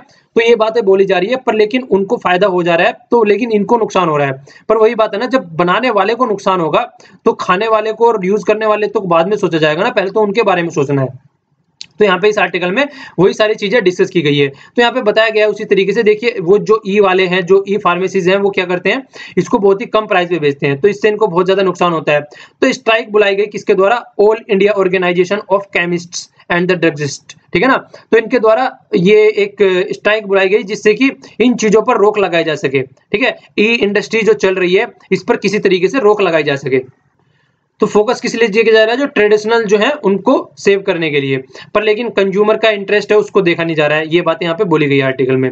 इसके अलावा देखिए ये इनके ऊपर इल्जाम लगा रहे हैं कि ये क्या क्या मेल प्रैक्टिस करते हैं, कि देखिए फेक ड्रग्स सेल करते हैं कई बार, तो ठीक है। ये भी कई बार आप लोगों ने देखा होगा, कई आर्टिकल में जिक्र करने के लिए आता है कि जो दवाई रहती है कई बार उस तरीके से एक्सपायरी डेट की भी दवाई आ जाती है, कई बार उस तरीके से दवाई आ जाती है जो मंगाई नहीं है वो दवाई आ जाती है, कई बार वो भी दवाई बेचते हैं जो कि बैन कर रखी है बेचने के लिए, तो वो भी दवाई कई बार बेची जाती है। तो ये भी बातें हम लोगों ने कई बार देखी थी। तो इसीलिए जो सेल्फ कई तरीके से मतलब इससे फोकस क्या होता है, आदमी सेल्फ मेडिकेशन करने लगता है। उससे क्या होगा, देखिए टीबी वाला फंडा हम लोगों ने देखा था, जो टीबी थी वो एक तरीके से मल्टी ड्रग रेजिस्टेंस टीबी बन चुकी थी। तो मल्टी ड्रग रेजिस्टेंस किस लिए बनती है, वो इसीलिए बनती है क्योंकि जब आदमी, देखिए कोई भी आदमी को क्या पता होता है, बस अगर किसी को थोड़ी बहुत कोई प्रॉब्लम हो रही है, कहीं क्रोसिन ले लेते हैं, कई इस तरीके की छोटी छोटी दवाई खुद अपना डिसाइड करने लगते हैं, जबकि अपनी बॉडी की एक्टिविटीज को नहीं समझते हैं कि बॉडी में किस चीज की जरूरत है। तो जो सेल्फ मेडिकेशन है वो इस तरीके से कहीं ना कहीं इंपैक्ट डालती है, आदमी की बॉडी को ड्रग रेजिस्टेंस बना देती है, तो वो भी कहीं ना कहीं इंपैक्ट बढ़ता हुआ जा रहा है। तो उसके बारे में भी इन्होंने बताया, इसीलिए बोल रहे हैं कि इस तरीके की एक्टिविटी जो ऑनलाइन ड्रग सेलिंग होती है उसको बैन करो। तो ये यहाँ पे बोल रहे हैं, इसको बोल रहे हैं कि इस तरीके की एक्टिविटी को बैन किया जाए। तो देखिए जो ministry of health and family welfare है, उन्होंने भी इसके बारे में थोड़ा सोचा है कि किस तरीके से इसको कंट्रोल किया जाए, और उन्होंने ई पोर्टल बनाया है इसको ट्रैक करने के लिए, जो भी मेडिसिन वगैरह बेची जा रही है तो उसको किस तरीके से कंट्रोल किया जाए। एम है प्रिवेंट करने के लिए जो सब स्टैंडर्ड ड्रग्स होती हैं और जो फेक ड्रग्स होती हैं उनको किस तरीके से कंट्रोल किया जाए। तो उसका उस पर फोकस देके चल रहे हैं कि जो जितनी भी ये इस तरीके की मेडिसिन होती है उसको किस तरीके से कंट्रोल किया जाए। और इसी के ऊपर देखिए जो ड्रग्स मार्केट है हमारी कंट्री में अगर देखा जाए, देखिए हमारे यहाँ पे हम लोगों ने जब आर्टिकल भी डिस्कस किया था उसके बारे में हमने देखा है, जेनरिक ड्रग्स जो होती हैं हमारे यहाँ पे एक ह्यूज मार्केट है उसकी, और जिसके साथ में हम बहुत सी कंट्री ऐसी हुई, खासकर जो अफ्रीकन कंट्री है वहां पे उसकी सप्लाई भी करते हैं। तो जो शेयर है एक ड्रग का मार्केट है बहुत ही अच्छे खासा शेयर है, ठीक है। पर लेकिन सबसे बड़ी बात है वो उसको मेंटेन रखना है, अगर उसको अच्छे लेवल पे लेके जाना है तो यही है कि दोनों को, चाहे कोई ट्रेडिशनल हो चाहे ई मार्केट हो, दोनों को कंट्रोल करके चलना पड़ेगा मिनिस्ट्री को, और उस पे फोकस देके चलना ही चलना पड़ेगा। ठीक है, इसलिए बोल रहे हैं ह्यूज पोटेंशियल है, पर दोनों पे फोकस देके चलना पड़ेगा, दोनों को कंट्रोल करना है। और देखिए ये 2 एक्ट हैं, इनके तहत जो होती है इसको ढंग से हैंडल किया जाता है। Drugs and cosmetic act 1940 independence से पहले का है, याद रखिएगा। ड्रग्स एंड कॉस्मेटिक इसके अलावा फिर रूल बन के आ गए 1945। तो इसके तहत जो होती है ये सारी ड्रग्स की जो रिलेटेड इंडस्ट्रीज होती हैं उनको टैकल करके चला जाता है। ओके, तो ये थोड़ी सी बातें हो गई जो कि आप लोग अगर कहीं चाहे तो यूज कर सकते हैं अपने आंसर राइटिंग वगैरह में। M.K. नारायण जी के द्वारा लिखा गया आर्टिकल है, काफी अच्छा आर्टिकल ये लिखते हैं। तो इस वाले आर्टिकल में जो कंप्लीट फोकस किया गया है वो यूएसए पर फोकस किया गया है, मतलब यूएसए से किस तरीके से चीजें होने के कारण और वर्ल्ड की कंट्री में और वर्ल्ड की ऑर्गेनाइजेशन पे किस तरीके से इंपैक्ट पड़ रहा है, और वर्ल्ड में क्या छोड़िए यूएसए में इंटरनल क्या प्रॉब्लम चल रही है। तो देखिए यूनाइटेड स्टेट ऑफ अमेरिका, यहाँ पे डोनाल्ड ट्रंप चुन के आए, तब से लेके आज तक का यहाँ पे देखा जा रहा है कि खलबली मची है यूएसए के अंदर। तो वार की जोन में जा रहे हैं खुद ही इटसेल्फ, मतलब अंदर इंटरनल भी एक वार चल रही है, मतलब सारे एडमिनिस्ट्रेशन है वहां पे एक वार चल रही है, अपोजिशन के साथ में वार चल रही है। तो सारी चीजें इस तरीके से बनी हुई है जब से डोनाल्ड ट्रंप चुन के आए हैं। जिस दिन से इनका इलेक्शन हुआ और ये चुन के आए हैं उसी दिन से इनके ऊपर क्वेश्चन मार्क लगा दिया गया चीजों के ऊपर, क्या कि ये चुन के कैसे आ गए। सबने प्रेडिक्शन लगाया था कि सबकी वर्ल्ड की एजेंसी कि ये तो किसी भी तरीके से चुन के नहीं आ सकते हैं, पर लेकिन हुआ रिजल्ट क्या, ये चुन के आ गए। तो जिस दिन से इलेक्शन हुआ, वर्ल्ड की जो ओल्डेस्ट डेमोक्रेसी जिसको बोला जा रहा था कि उस पे एक तरीके से ये बात हो गई कि उसके भी इलेक्शन में इंटरफेयर किया जा सकता है, जो कि माना जा रहा था कि रशिया के द्वारा उसके इलेक्शन में इंटरफेयर किया गया। तो किस तरीके से उसका सोल्यूशन निकालना है, तो उसके ऊपर सोल्यूशन निकालने की बात की जा रही थी। तो जहां तक तो सही था कि चलो इंटरफेयर कर दिया तो उसका सोल्यूशन निकाला जाए कि उन्होंने इंटरफेयर किया है नहीं किया है। तो वो एक जो यहाँ पे एफबीआई के जो डायरेक्टर है ये इस तरीके से है जिस तरीके से हमारे यहाँ पे सीबीआई होती है, ठीक है ना, जिस तरीके से हमारे यहाँ पे सीबीआई इन्वेस्टिगेशन करती है और जिस तरीके से हमारे यहाँ पे रो इन्वेस्टिगेशन करती है, उसी तरीके से यहाँ की भी इंटेलिजेंस एजेंसी है। ठीक है, तो यहाँ जब इन्होंने फोकस देना स्टार्ट किया और इनको पता चला कि ये इसके पास ही पहुंचने वाले थे कि यूएसए के इलेक्शन में रशिया का हाथ है या नहीं है, तो इसके जो डायरेक्टर थे जेम कोमे, तो उनको क्या किया इन्होंने, इनको हटा दिया इनके पद से। और हटाया भी क्या बोल के कि मैंने बोला था कि जब तक ये प्रॉब्लम सोल्व ना हो जाए तब तक मीडिया के सामने नहीं आना है। तो ये मीडिया के सामने आ गए और इन्होंने मीडिया के सामने अपने विचार रख दिए, तो इसलिए इनको हटा दिया गया है। तो तब से जो इनकी कंडीशन है, वो सिचुएशन है जो इंटरनल, वो और भी ज्यादा ग्रेव हो गई, वहां पे और भी ज्यादा खराब हो गई। और आज की डेट में कंडीशन जो है वो बढ़ती ही बढ़ती जा रही है, यहाँ पे इनकी अपोजिशन हर एक लेवल पे बढ़ता हुआ जा रहा है। तो आज की डेट में जो सोसाइटी है उसमें एक फ्रैक्शन हो चुका है, बहुत तरीके से सोसाइटी टूट चुकी है अलग अलग गुट्स में। कोई फॉलो कर रहे हैं ट्रंप को, कोई फॉलो कर रहे हैं ओबामा को, कोई अलग ही फॉलो कर रहे हैं, अपना अलग ही बना के चल रहे हैं कि ये ढंग से वर्क नहीं कर रहे हैं, इनको हटाओ। इम्पीचमेंट तक की भी बात जिक्र हम लोगों ने आर्टिकल में पीछे डिस्कस किया था। तो देखिए बहुत सेंसिटिव चीजें हैं, उस तरीकों को हैंडल करके चलना पड़ेगा, और अगर ये ढंग से इसको हैंडल करके नहीं चलेंगे तो प्रॉब्लम हो जाएगी। तो ये तो इनकी इंटरनल प्रॉब्लम थी जो कि ये यहाँ पे आज की डेट में फेस कर रहे हैं। ठीक है, इसके अलावा जो फेस की जा रही है एक्सटर्नल प्रॉब्लम है, अब उसके बारे में जिक्र कर लेते हैं। देखिए यहाँ पे जिक्र किया गया, सबसे पहले रशिया के साथ में बात आती है। रशिया के साथ में बात करने की इसके ये हम लोगों ने आर्टिकल में डिस्कस भी किया था कि जो यहाँ के इंटरनल जो यहाँ की एजेंसीज हैं, उनके जो डायरेक्टर, उनके जो हेड है, उन्होंने बोला कि रशिया के साथ में हम कोई कॉन्टैक्ट नहीं कर रहे हैं, कोई पैक्ट नहीं कर रहे हैं। इन्होंने एक बात बोल दी, डोनाल्ड ट्रंप फिर आके बोल रहे हैं कि हम रशिया के साथ में कॉन्टैक्ट कर रहे हैं। मतलब डिपार्टमेंट के अंदर भी इनको नहीं पता है किस तरीके से बातें करनी है, अपने खुद के डिपार्टमेंट के अंदर भी एक ट्रस्ट डेफिसिट बना के चल रहे हैं। इसके अलावा सऊदी अरेबिया और इजराइल को किस तरीके से फोकस कर रहे हैं, दोनों एक दूसरे को देखना ही पसंद नहीं करते हैं, उनको साथ में लेके चलने की कोशिश कर रहे हैं। ठीक है, उसके अलावा देखिए नॉर्थ अटलांटिक ट्रीटी ऑर्गेनाइजेशन जिसको नेटो बोलते हैं, नेटो और यूरोप के बीच में जो एक तरीके से समन्वय बनाने की बात कर चल रही थी, इन्होंने साफ साफ बोल दिया कि हमारी कंट्री ज्यादा पे करती है यहाँ पे, और आज की डेट में नेटो की जरूरत भी नहीं है, क्योंकि नेटो कोल्ड वार में बनाया गया था किस तरीके से यूएसएसआर को टैकल किया जाए। आज की डेट में यूएसएसआर है नहीं तो नेटो को क्यों लेके चल रहे हैं। तो ये बातें बोली गई थी उस टाइम पे। हालांकि काफी कंट्रियां चाहती हैं नेटो कंटिन्यू रहे, और तो पर लेकिन ये डोनाल्ड ट्रंप ने साफ साफ मना कर दिया। तो यहाँ पे एक डेफिसिट यहाँ पे निकल के आया एक अच्छे लेवल का, जो कि एक तरीके से बोला जा सकता है, जो कि यूरोप के और यूएसए के बीच में हो गया। क्या हो गया सॉरी।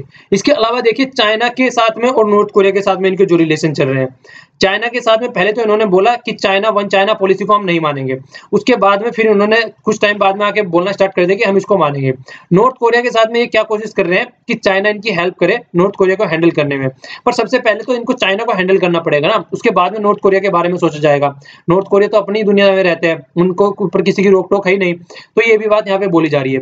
इसके अलावा पेरिस क्लाइमेट एग्रीमेंट के बारे में बात करते हैं, फिर से ये बोल रहे हैं हमसे इसको बाहर निकलना है। अगर देखा जाए जिस तरीके का इन्वेस्टमेंट ये कर रहे हैं कोल के फील्ड में, अलग-अलग दुनियादारी में, जितना ये एमिशन करते हैं यहाँ पे ग्रीन हाउस गैसेस का, उसके तरीके से देखते-देखते ये बोल रहे हैं कि एक ऐसा जो क्लाइमेट चेंज जैसी कोई चीज नहीं होती है, नेचुरल फिनोमेना है और पहले भी होते हुए आए हैं और ये बाद में अपने आप पे सेटल डाउन हो जाते हैं। तो ये सोचने वाली कंडीशन है और इनकी कंडीशन की सोचने वाली कंडीशन है। अगर यूएसए जैसी कंट्री ऐसा बोलेंगे, अगर कल को इंडिया ऐसा बोल देती तो सब कंट्री चढ़ जाता ऊपर आके, सब कंट्री वाले ऊपर चढ़ जाते कि ये क्या चल रहा है, कि ऐसा कैसे बोल दिया इन्होंने। पर लेकिन यूएसए को कोई भी नहीं बोल रहा है ढंग से, बस एक सजेशन दे रहे हैं कि ज्वाइन करना चाहिए। तो कहीं ना कहीं देखिए पावर तो है उनके पास में, तो वो भी चीज यहाँ पे देखने को मिलती है। इसके अलावा देखिए इंडिया भी विक्टिम है कहीं ना कहीं, इसकी वजह से कई सारी सिचुएशन सामने निकल के आ चुकी है। एक तो हमारे रिलेशन जो है इनकी वजह से रशिया के साथ में, क्योंकि जब से ओबामा के ड्यूरेशन के टाइम में हम लोग बहुत ज्यादा डिपेंडेंट हो गए थे, मतलब टिल्टेड हो गए थे किसकी साइड को, यूएसए की साइड को। पर तब से अब देखने को मिल रहा है जब से ट्रंप आया तो इस तरीका कोई फायदा नहीं है, तो फिर से हम रशिया की साइड को मतलब चेंज होना चाहिए हम लोगों को। तो हमारी जो खुद की फॉरेन पॉलिसी है वो भी हमको देख के चलनी चाहिए, खासकर उसे फोकस करना चाहिए। और एक तो ये बात हो गई, इसके अलावा विक्टिम रहे हैं हम भी इनकी इंटेलिजेंस एजेंसियों के। जिस तरीके से बोला गया था कि यहाँ की जो एजेंसीज है वो फोकस करके चल रही है, हमारे जहाँ के जो मिनिस्टर है उनके ऊपर भी, तो उनकी भी प्रोफाइल ये देखते चेक करते रहते हैं। तो इन सब चीजों को अगर इनको सुधारना है तो सबसे बड़ी बात यही है कि इनको ढंग से वर्क करना पड़ेगा, जो कि आज की डेट में इम्बर्गेलियो जो बना हुआ, जो उलझन बनी हुई है, उसको सुधारने के लिए इनको सबको साथ लेके चलना पड़ेगा। इसके अलावा जो इंटरनल बातें हैं यहाँ पे उनको भी साथ काम करना पड़ेगा, इनको गवर्नमेंट को किस तरीके से हैंडल करना है। जुडिशरी ने देखिए इन्होंने बैन लगाया 7 कंट्री पे कि यहाँ से मुस्लिम जो कंट्री है वहां से कोई सिटीजन यहाँ पे एंटर नहीं करेगा, तो वहाँ के जो कोर्ट थे उन्होंने इस पे बैन लगा दिया। तो इनको भी साथ लेके चलना पड़ेगा, मीडिया को साथ लेके चलना पड़ेगा, इंटरेस्ट ग्रुप जो है उनको साथ लेके चलना पड़ेगा, वेरियस सोसाइटी का एलिमेंट है जो कि आज की डेट में फ्रेगमेंट हो चुकी है पूरी सोसाइटी, तो इनको सबको साथ में लेके चलना पड़ेगा अगर ये चाहते हैं कि यूएसए ढंग से काम करता रहे। ठीक है, तो without the functioning of the government and the institution ये बहुत ही मुश्किल हो जाएगा कि ये ढंग से काम करते रहे। ठीक है, तो इनको ढंग से काम करना ही पड़ेगा। तो ये बातें आर्टिकल में बोली गई है। न्यूज एनालिसिस का पोर्शन देख लेते हैं। पेज फर्स्ट पर न्यूज है, ये कुलभूषण जाधव जी से रिलेटेड है, जिनको गिरफ्तार कर लिया गया था पाकिस्तानी मिलिट्री के द्वारा और आज की डेट में इनको फांसी की सजा सुना दी गई है। तो उसके खिलाफ हम इंटरनेशनल कोर्ट ऑफ जस्टिस में गए, फिर वहां से उनकी फांसी पर रोक लगा दी गई। अब पाकिस्तान वाले बोल रहे हैं कि इनकी फांसी पर तब तक रोक लगी रहेगी जब तक कि इनके पास में अवेलेबल जो रिसोर्सेज है, जिससे कि माफीनामा मांगा जाता है कि फांसी न दी जाए, एक मतलब जो प्ली दायर की जाती है मर्सी प्ली, तो जब तक उनके पास में वे है, जब तक उनका सबका यूज नहीं हो जाता तब तक इनको एग्जीक्यूट नहीं किया जाएगा। तो ये पाकिस्तान की साइड से निकल के आया। देखिए आगे क्या सिचुएशन चलती है, डे बाय डे की न्यूज आती रहेगी तो थोड़ा सा आइडिया होता रहेगा हम लोगों को। पेज फर्स्ट पे और पेज 10 पे न्यूज है, जैसे हम लोगों ने अभी सुना था जीडीपी के बारे में, तो ये वही न्यूज है जिसके बारे में मैं जिक्र कर रहा था।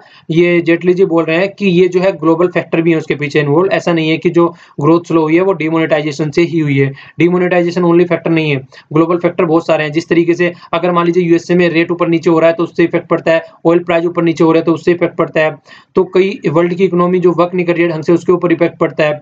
तो ऐसा नहीं है, मानसून का भी जो मैंने आप लोगों को जिक्र किया था उससे भी इफेक्ट पड़ता है। तो ऐसा नहीं है कि डिमोनेटाइजेशन होल होती है जिसकी वजह से ग्रोथ डिक्रीज हुआ है यहाँ पे। तो ये कई सारी चीजें इन्होंने यहाँ पे डिस्कस की है। इसके अलावा देख लेते हैं यहाँ पे, ये पेज फर्स्ट पे भी न्यूज है, पेज 10 पे भी और पेज 15 पे भी न्यूज है। ये हिस्टोरियन थे, इनका नाम है रामचंद्र गुहा जी। ठीक है, रामचंद्र गुहा जी की एक बुक भी है जो कि आप लोग सब खासकर हिस्ट्री में पढ़ते हैं। बताइए बुक का नाम चलिए क्या है, कौन सी बुक है वो? हिस्ट्री की बहुत ही फेमस और जानी मानी बुक है इनके द्वारा जो लिखी गई है। तो देखिए था क्या, आज की डेट में ये कमेटी ऑफ एडमिनिस्ट्रेशन के मेंबर थे, जिसके हेड जो है आप लोगों को याद रखना है विनोद राय जी हैं, जो कि पहले कंट्रोलर एंड ऑडिटर जनरल थे हमारे। तो विनोद राय जी आज की डेट में हेड है। तो बीसीसीआई जो है हमारे यहाँ पे जो क्रिकेट की बॉडी है, ऑथोरिटी है क्रिकेट की, जो क्रिकेट को किस तरीके से हैंडल करना है वो बताती है। तो लोधा कमेटी की रिकमेंडेशन आई थी, ये क्रिकेट में जो करप्शन चल रहा था एक ट्रांसपेरेंसी लाने के लिए, अकाउंटेबिलिटी लाने के लिए कमेटी आई थी। तो उस कमेटी को सेट किया गया था, तो उसकी जो रिकमेंडेशन आई थी उसके बाद में उनको जो बीसीसीआई है वो इम्प्लीमेंट नहीं कर रही थी। तो उन कमेटी को इम्प्लीमेंट करने तक ये कमेटी सेट की गई थी, कमेटी ऑफ एडमिनिस्ट्रेटर। मतलब ये कमेटी तब तक बीसीसीआई को एडमिनिस्टर करेगी तब तक की उसकी लोधा कमेटी की जो रिकमेंडेशन थी रिफॉर्म करने की थी वो तब तक इंप्लीमेंट नहीं की जाएगी, ठीक है। तो उसके चेयरमैन तो कौन है, उसके चेयरमैन विनोद राय जी हैं और ये उसके एक मेंबर थे, तो इन्होंने वहां से रिजाइन दे दिया है, ठीक है। तो इन्होंने वहां से रिजाइन दे दिया है, आप लोगों को याद रखना है, इनका नाम हिस्टोरियन थे ये। तो चार मेंबर है, ज्यादा मेंबरों का नाम याद रखने की जरूरत नहीं है, इन्होंने रिजाइन दे दिया, इनका नाम याद रख लीजिए। और विनोद राय जी हेड है, क्योंकि कहां तक चीजें रट पाएंगे, ठीक है। तो ये आप लोगों को याद रखना है। तो किस तरीके से उसको हैंडल करके चलना है एडमिनिस्ट्रेशन, तब तक ये इसको एडमिनिस्टर करेंगे जब तक कि वो जो लोधा कमेटी की रिकमेंडेशन थी वो इंप्लीमेंट नहीं हो जाती है, ओके, और ढंग से इलेक्शन नहीं हो जाता है वहां के चीफ का, तो तब तक ये फोकस करके चलेंगे। इन्होंने जो रिजाइन दिया है वो पर्सनल रीजन बोला है, इन्होंने वो पर्सनल रीजन बताया, और पर्सनल रीजन वही है, बताया नहीं जा सकता, जो भी इनको लगा होगा। तो बस यही न्यूज थी, इसके बारे में आप लोग को याद रखना है। गेम में भी खासकर इस तरीके की न्यूज़ें पूछ ली जाती हैं एडमिनिस्ट्रेशन से रिलेटेड। नेक्स्ट वाला है, देखिए पेज 7 पे न्यूज है, राजस्थान चाइल्ड मैरिज में जिस तरीके से मैंने आप लोगों को स्टार्टिंग में बताया था उसी के बारे में यहाँ पे जिक्र हो रहा है। हमारी कंट्री में डिक्लाइन हुआ है चाइल्ड मैरिज अगर 2011 के सेंसस के हिसाब से देखा जाए, पर लेकिन national commission for protection of the child right के हिसाब से देखा जाए तो राजस्थान में ये हाईएस्ट इंसिडेंट है आज की डेट में भी, ओके। तो जस्टिस ए के सीकरी के द्वारा ये इस तरीके की बातें रिलीज की गई है। उन्होंने बोला है 2.5% गर्ल्स जो है राजस्थान में वो मैरिड कर दी जाती है 18 की एज से पहले। ये परसेंट की बात चल रही है, परसेंट में लाखों में पहुंच जाती है बातें। 2.5% ओनली वो बात चल रही है। अब जितनी भी गर्ल्स राजस्थान में है उसका 2.5% देखे निकाले कितनी ज्यादा पहुंच जाती है। इसी तरीके से 4.69% जो है मैरिज कर दी जाती है लड़कों की बिलो द 21, जो कि ये भी एज आप लोगों को याद रखनी है। लड़कियों की जो एज है मिनिमम 18 होनी चाहिए और लड़कों की एज जो मिनिमम है वो 21 होनी चाहिए, ओके। और यहाँ पर ही बात नहीं है, ये मेघालय में भी देखने को मिलता है, अरुणाचल प्रदेश में, बिहार में, उत्तर प्रदेश में, गुजरात में, मध्य प्रदेश, वेस्ट बंगाल, महाराष्ट्र और कर्नाटक जैसे स्टेटों में भी इस तरीके के जो कॉन्सिक्वेंसेज हैं, इस तरीके की चीजें हैं वो देखने को मिलती है, ठीक है ना। इस तरीके की बातें देखने को मिलती है। अब आप लोगों के लिए बड़ा प्यारा सा क्वेश्चन यहाँ पे निकल के आता है, फंडामेंटल राइट जो है डिग्निटी ऑफ लाइफ उसका हनन होता है इसके तहत, तो ये कौन से आर्टिकल के अंदर आता है ये आप लोगों को बताना है कॉन्स्टिट्यूशन के। बहुत ही ज्यादा इंपॉर्टेंट बन जाता है, खासकर चाइल्ड से रिलेटेड और चाइल्ड में भी चाइल्ड मैरिज से रिलेटेड, तो इसलिए इंपॉर्टेंट हो जाता है, ठीक है। तो क्वेश्चन का आंसर दीजिएगा आप लोग। हमारे prime minister Germany, Spain, France और रशिया की विजिट पे हैं, तो अब ये रशिया पहुंच चुके हैं। तो रशिया में पहुंचने के बाद में कई सारे फैक्ट यहाँ पे हुए। सबसे बड़ा जो अच्छी बात देखने को आ रही है वो है 2 जो यूनिट है जो तमिलनाडु में पावर प्लांट बनाने की बात, पावर प्लांट में जो वर्क कर रहे हैं रशिया, तो वहां पे और 2 यूनिट अभी उसके ऊपर फोकस किया जाएगा जल्दी से जल्दी, ठीक है। तो उसके लिए डायरेक्शन दी गई है। इसके अलावा ये है first tri service exercise Indira 2017, याद रखिएगा इसका नाम। ये इंडिया और रशिया के बीच में है, ठीक है ना, तो इसको याद रखिएगा, इस तरीके से पूछ ली जाती हैं। और इसके अलावा और भी कई बातें हैं, मैन्युफैक्चर करने की बात चल रही है, कई सारी चीजें और भी, और प्रोडक्शन करने की बात चल रही है। ये कामोव 226 मिलिट्री हेलीकॉप्टर, तो ये हम रशिया से खरीदेंगे, तो इसका भी आप लोग याद रख सकते हैं। और विजन की बात करिए, टेररिज्म को किस तरीके से टैकल करके चलना है, और म्यूचुअल रेस्पेक्ट और ट्रस्ट एक दूसरे के बना के चलना है। और एक और बहुत ज्यादा इंपॉर्टेंट है वो है यहाँ पे संघाई कॉर्पोरेशन ऑफ इंडिया, इंडिया बोल रहा हूँ, संघाई कॉर्पोरेशन ऑर्गेनाइजेशन। तो इसके बारे में मैं थोड़ी सी आप लोगों को बेसिक इन्फॉर्मेशन दे देता हूँ। आज की डेट में इसमें 6 मेंबर है, ठीक है। जो इसका फॉर्मेशन हुआ था वो होता 1996 में, ठीक है, 1996 में इसका फॉर्मेशन हुआ था। और जो हेडक्वार्टर है, क्या हेडक्वार्टर आप लोग बताएंगे, चलिए आप लोग बता दीजिए, हेडक्वार्टर आप लोग बताइए। और ऑब्जर्वर स्टेटस है वो आज की डेट में 6 मेंबर हैं जिनका ऑब्जर्वर स्टेटस है, उसमें से इंडिया और पाकिस्तान भी है। तो इंडिया और पाकिस्तान आज की डेट में इसमें दोनों एक साथ में ज्वाइन करने जा रहे हैं। और ये कजाकिस्तान में, ठीक है ना, कजाकिस्तान में अभी मीट होने वाली है उसमें। तो पुतिन जी ने बोला है विद इन 1 वीक जो इंडिया है वो संघाई कॉर्पोरेशन का कंफर्म्ड मेंबर बन जाएगा। तो अब ये 6 से बढ़ के 2 और आ जाएंगे, यहाँ पे 8 हो जाएंगे, ओके। तो इसके बारे में थोड़ी सी इन्फॉर्मेशन थी। ऑफिशियल लैंग्वेज चाइनीज है और रशियन है यहाँ पे, ये थोड़ी सी वैसी, मतलब फोकस रखिएगा कहाँ पे चीजें चल रही हैं, खासकर जहाँ पाकिस्तान और इंडिया की बातें मिलके आ जाती हैं। तो देखिए जो मार्केट में मैनिपुलेशन का काम किया जाता है डिफरेंट लेवल पे, जिस तरीके से कोई कंपनी कुछ कर रही है, दूसरी कंपनी कुछ कर रही है, तो उस तरीके जो मैनिपुलेशन होता है, खासकर मार्केटिंग मैनिपुलेशन में प्राइस किस तरीके से ऊपर नीचे करने हैं, किस तरीके से मतलब प्रॉफिट कमाना है, किस तरीके से इनसाइडर ट्रेडिंग होती है, इनसाइडर ट्रेडिंग होती है स्टॉक एक्सचेंज मार्केट में, ठीक है ना। वहाँ पे किस तरीके से टेक ओवर किया जाता है और भी इस तरीके से बहुत सारी प्रॉब्लम होती है, तो उनमें बहुत ज़्यादा इजाफा हो गया है। अगर पिछले कुछ सालों में देखें तो यहाँ पे 155 रही है, यहाँ पे 108 रही है, यहाँ पे 70 रही है, यहाँ पे 133 रही है, पर आज की डेट में 200 से भी ऊपर जा चुका है। ठीक है, तो ये बातें बोली जा रही है कि आज की डेट में जो हम ईज ऑफ डूइंग बिजनेस बोल रहे हैं उसके थ्रू जो मैनिपुलेटिंग जो एक्टिविटीज है वो बढ़ती जा रही है। ये खासकर लूप होल को देख के होता है। तो सेबी इस पे फोकस देने की कोशिश कर रही है कि किस तरीके से इसको हैंडल किया जाए, जो कि एक नई हाइट पे पहुंच चुकी है आज की डेट में। सेबी के बारे में थोड़ा सा जान लेते हैं। सेबी का जो फॉर्मेशन हुआ था वो 1988 में हुआ था, ठीक है ना। और गवर्नमेंट ऑफ इंडिया के अंदर महाराष्ट्र में इसका हेडक्वार्टर है। गवर्नमेंट ऑफ इंडिया के अंदर काम करती है, महाराष्ट्र में इसका हेडक्वार्टर है। और जो आज की डेट में इसके जो चेयरमैन है वो अजय त्यागी जी हैं, ठीक है। तो ऑर्गेनाइजेशन ये वर्क इसी तरीके से करती है कि किस तरीके से चीजों को हैंडल किया जाए, मार्केट को किस तरीके से टैकल किया जाए। अभी जो पहले थे, इसका जनवरी में इनके हेड चेंज हुए, इसलिए थोड़ा इंपॉर्टेंट हो जाता है। अब तक इसके हेड थे यूके सिन्हा जी, ठीक है। तो जनवरी में इसके हेड अभी चेंज हुए हैं, तो विद इन द 6 मंथ आ गया। तो थोड़ा सा इसके ऊपर फोकस देके चलिएगा, तो मार्केट को टैकल करके चलती है ये। ओके, यहाँ पे इंटरनेट यूजर की बात चल रही है, 28% राइज हो गए, खासकर ये जियो का इफेक्ट देखने को मिलेगा। तो रिपोर्ट के अकॉर्डिंग तो डेटा प्राइस है उनके जो मतलब डिक्रीज हुआ है। जो पहले इंटरनेट के जो प्राइस रहते थे वो 48%, लगभग 50% गिर गए हैं, ठीक है। इंटरनेट पेनिट्रेशन आज की डेट में स्टिल पर फिर भी लेकिन 27% ही है। आज की डेट हमारी 27% इंटरनेट यूज कर रही है। इंडिया स्पेंट 150 बिलियन आवर, ठीक है ना, एंड 150 बिलियन आवर 2014 से 16 के बीच में एंड्रॉइड फोन के ऊपर, ठीक है ना। तो डाउनलोडिंग में भी बहुत ज्यादा आगे हैं। प्ले स्टोर में अगर देखा जाए 6 बिलियन देखिए 6 बिलियन डाउनलोड्स हुए हैं ड्यूरिंग 2 ईयर ओनली। ओके, और इसके अलावा क्या बोला जा रहा है, little less 80% internet user via mobile होते हैं। मैक्सिमम मोबाइल के थ्रू ही होता है, क्योंकि लैपटॉप वगैरह और पीसी वगैरह ज्यादा के पास नहीं होता है, और फिर भी मोबाइल पे यूज करना आसान होता है। ग्लोबल एवरेज कितना है, 50% है, तो हमारा यहाँ पे 80% है मोबाइल के यूज करने वाला। पेज 14 पर ही न्यूज है, ये क्या है, ये भी पेज 14 पर थी, ऊपर वाली इंटरनेट वाली। पेज 14 पर ही न्यूज है सऊदी अरेबिया से रिलेटेड और रशिया से रिलेटेड। एक्चुअली दोनों ही ऑयल के बहुत बड़े प्रोड्यूसर हैं एक्चुअली देखा जाए तो ये इनका फोकस है कि किस तरीके से ऑयल का जो प्राइस है उसको टैकल करके चला जाए, उसको कंट्रोल करके चला जाए, वो बहुत ज्यादा बढ़ रहा है, ठीक है। तो उसके ऊपर यहाँ पे फोकस किया जा रहा है कि ऑयल के प्राइस को कैसे हैंडल किया जाए। पहले जो ऑयल का प्राइस हैंडल करते थे मैक्सिमम ओपेक कंट्री हैंडल करके चला करती थी। ओपेक कंट्री का हेडक्वार्टर बताइएगा, ओपेक कंट्री है जितनी भी उसके अंदर नहीं है ये, ठीक है।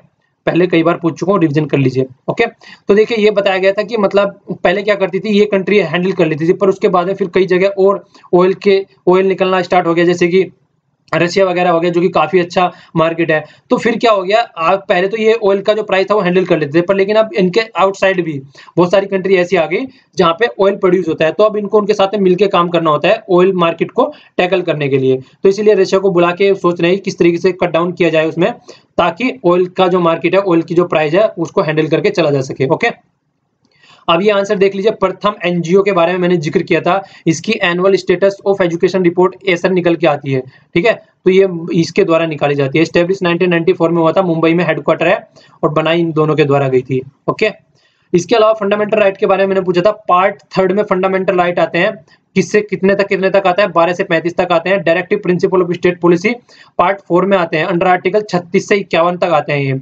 फंडामेंटल ड्यूटीज इंपॉर्टेंट है, काफी याद रखिएगा, पार्ट 4A में है, और 42nd अमेंडमेंट 1976, ठीक है। दुरंत लाइन के बारे में मैंने पूछा था, पाकिस्तान और अफगानिस्तान के बीच में पड़ती है।